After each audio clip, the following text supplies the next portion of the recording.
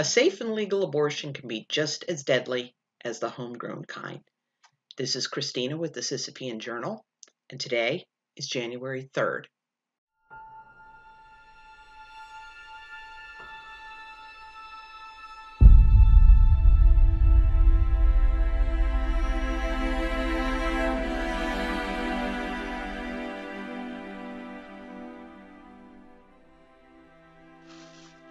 We're looking at two deaths today, one from 1984 and one from 1866. Loretta was 16 years old when she went for a legal abortion in December of 1983. They sent her home with birth control pills. Now, on January 3rd, Loretta was at home and started having trouble breathing. Her mother called an ambulance. The ambulance crew came and assessed Loretta, decided that she was stable, and left. Which, trouble breathing, what are they thinking? I used to be an EMT. Trouble breathing, you take them to the hospital, because if you have trouble breathing, they say air goes in and out, blood goes round and round, and you don't want either of these to stop. If somebody's having a problem with that air going in and out, you don't just assume it's going to fix itself. For some reason, they did. And they were called back 10 minutes later when Loretta had lost consciousness. Now, the crew rushed her to a hospital, but attempts to resuscitate her failed. Within an hour of having lost consciousness, Loretta was dead. An autopsy showed that she had died from a pulmonary embolism from the abortion. And an embolism is something that's not supposed to be in the bloodstream. Pulmonary means it got into her lungs.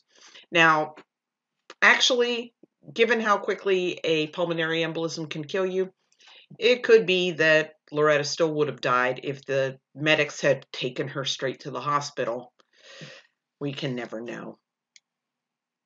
The second death we're looking at today was from 1866, and they held an inquest in St. Louis regarding the death of 23-year-old Aurora Heaton. Now, she had lived in a rural area with her mother and stepfather until about 6 weeks prior to her death, when she moved to St. Louis, as did a young Scotchman named Isaac MacDonald, with whom Aurora had evidently been keeping company prior to the move. Aurora told Isaac that she believed that she was pregnant, so he bought her something at a drugstore and gave it to her prior to returning to college. And the two corresponded while he was away, and Aurora lamented that the abortifacient drugs that Isaac had bought for her weren't doing their job. So she went to a pharmacy and bought oil of cedar, which was another popular folk abortifacient. She took a 1-ounce bottle on the evening of January 2nd. Later that night, she went into convulsions, and she died shortly after midnight on January 3rd. A postmortem examination found the poison still in her stomach, and that she hadn't actually been pregnant. Now, legalization did not eliminate this kind of abortion death. Like Aurora, a woman named Sharon in Colorado died after drinking an abortifacient in 1978 to try to abort a non-existent pregnancy.